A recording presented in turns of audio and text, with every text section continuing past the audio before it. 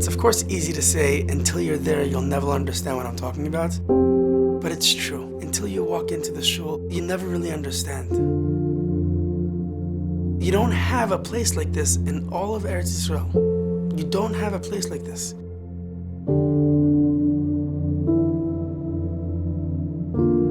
To live a God-conscious life today is not a simple thing.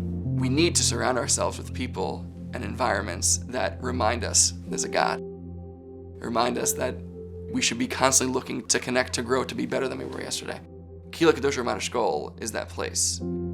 There's something real. You can feel that everybody's talking to Hashem and they're davening. This is not something that people are doing by rote. This is not something that people are doing just because this is the way they grew up. It's a shul of people who are here and are davening because they want to be davening and they want to connect to Hashem. That first week, we had probably about 30, 40 guys. And within the next 2 to 3 months, it was out the door. They moved into a basement somewhere and then to a bomb shelter somewhere. And now they have the most incredible, beautiful shul I've ever seen. My mouth dropped. I just looked around and I was like, what is going on in here? This shul is gorgeous. This Kehilla is pumping all day long, 24/7. There's a kol Torah going on literally throughout the whole day. They have every single sefer. We have the seltzer machine, endless coffee in the coffee room. When you're in a place where you feel comfortable and there's space, everything is just much more positive when you have that type of environment. There's a lot of parents that send their children to Eretz Yisrael after they get married. There's no one really looking after them. And a lot of them go through the few years that they're going to spend in Eretz Yisrael. They don't really feel they belong anywhere. Me and my wife moved to Ramat Eshkol. I was looking for a place to daven. I was in third year and had a cousin who davened by Kehilla Kedosha. I heard the singing, I heard the vibrancy in the shul. I heard something special. I went in there, check it out, one Friday night. And I was like, Mitzvah Hashem, when I come back married, I'm davening at this shul. I'm getting chills like talking about this right now. And I was like, that shul is where I want to be. I walked out after it. I came home and I told my wife that that shul is the place for me.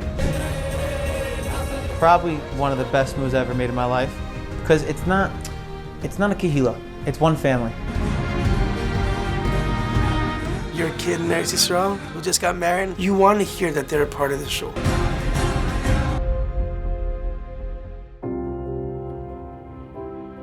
There's father-in-laws and fathers that come. They tell me with tears swelling down their cheeks, not my son-in-law's changed. My daughter's changed. Their house has changed. Not one case, not two cases, many cases. I can tell you, and I hope my children won't be upset at me, my son-in-law has become great because of Rabbi Zucker. And I'm grateful that he's in my children's lives. People didn't realize what kochas hanefesh they have. And they were ignited when they came to the shul, and then they realized that the passion they're seeing, they have the same thing within them. And at the same time, we're still with our feet on the ground. And that's something I think which is very unique about the Kehilla. Last year, my family and I had the schus of living in Eretz Yisrael, and I was with the shul. I get emotional, honestly, even just thinking about it.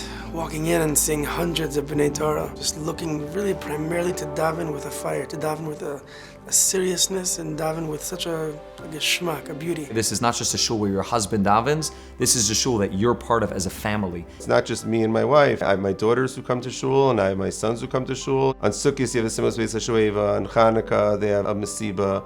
You know, looking for a place where there's a community shul. That all together, I think, is the reason why the shul is growing and so successful, because people want to come to a simchatika place, and that's what the shul is. Baruch Hashem, we have an unbelievable neshe in the shul as well. We have women's programming. We have question and answer with Rabbi Zucker. And a lot of the questions when we're asking were, how do we deal with the challenges of living in Eretz Yisrael? How do we deal with the differences in chinuch? And Rabbi Zucker dealt with each one of those problems head on, discussing them, explaining the beauty of Eretz Yisrael, allowing them to appreciate what it means to live in Eretz Yisrael while also dealing with the challenges. And the father calls his son and says, I'm going to send you away for a period of time, and there you're going to have to fend for yourself, that you're going to gain tremendously, you're going to grow. Sometimes you get a feeling in your heart that certain people have a special connection. Rabbi Zucker has a special connection to the Ribbono Shel Olam, and he gives that over to his mispalim. Every Yid has a Yiddish geifer. And to not have that person be in the clouds and untouchable, but someone that is relatable, that can connect to you. There's no one like that. By nature, I'm a more reserved person. A lot of my friends, worked very hard to get a relationship with the Rav, but I didn't feel comfortable necessarily going over and introducing myself and doing whatever it was. Unbelievably, he sought me out and he just worked himself to develop the relationship, which is something that I found to be incredible. I can't tell you how many times he'll stop me after davening and just ask me, so how are you doing? How's your wife? Is everything okay? Is there anything I could help? Just so amazing to know that somebody can have a practical connection with him where he's helping you and looking out for you and calling you and checking up on you. It's something that can't be found. It's amazing. Every Friday night, there's hands down 300 people. Nothing less. Nothing less. There's not one seat open. There's people standing in the back.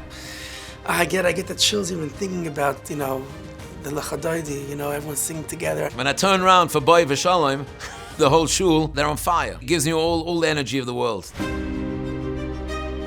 Rabbi Zucker's shiurim are spread through Torah Anytime and through the WhatsApp groups, and people all over tell me constantly they listen to him and there's something unique about it. He's opening up layers of the Torah, and you read through parshas which you may have been reading since you were a little child and you know the story, but suddenly you'll open your eyes. The eyes become open and start to see not just the Torah but the whole world in a new way. We're fighting with our Yetzer Hara. We're fighting with life. We're not giving up. We hosted a summer program, TJJ, one of the NCSY programs. We had kids coming in, they've never been to a base medrash in their entire life. We had this unbelievable learning experience between these guys and our guys. And they said that out of all the things that they did in Eretz Yisrael, the one place that they got the most was during those few hours being in our shul. The Kehilla has quite a few working people. Quite a few people learning, quite a few different ages, and it's hardly noticeable who are the ones working and who are the ones learning. When you walk into shul, they all look the same, and they are the same. I do learn part of the day, also a business owner. My wife and I own a company, and the shul and the Rav have been really welcoming to us. I think they're definitely encouraging us to make this a more permanent choice. I think that's really where Kehilla Kedosha sets itself apart. This shul is giving people an opportunity to feel like, you know what, this is a long-term option, this is a long-term place. Everybody's in Eretz Yisrael for a certain amount of time, and everybody will tell you that time is life-changing, right? This shul provides a home base for that experience to happen. Even if people leave, ultimately, they'll be taking part of Kehilla Kedosha or Madash Gold and bringing that with them. Both shuls that I've modeled are really modeled after what I've seen by Rabbi Zucker. I speak to Rabbi Zucker on a regular basis, following up with him about different ideas, something which has changed the way I act as a Rav forever, and it's something which has changed the way I interact with people forever. We're having a worldwide impact, literally worldwide impact. I can't tell you how many hundreds and thousands of people have walked through the premises of the shul over the past 5 years, and we're going to continue to have an effect on so many people. Listen, it changed my life. It changed my life, this shul. This place, it affected my neshama in a way that only a shul like this, with a Rav like this, in a location like this, can accomplish. It's a life changer for people. It's people are stepping into something that they've never stepped into before. And I doubt if they're going to have another opportunity, because it's a blend where they can be who they are, but they can see that they are a lot more than they think they are.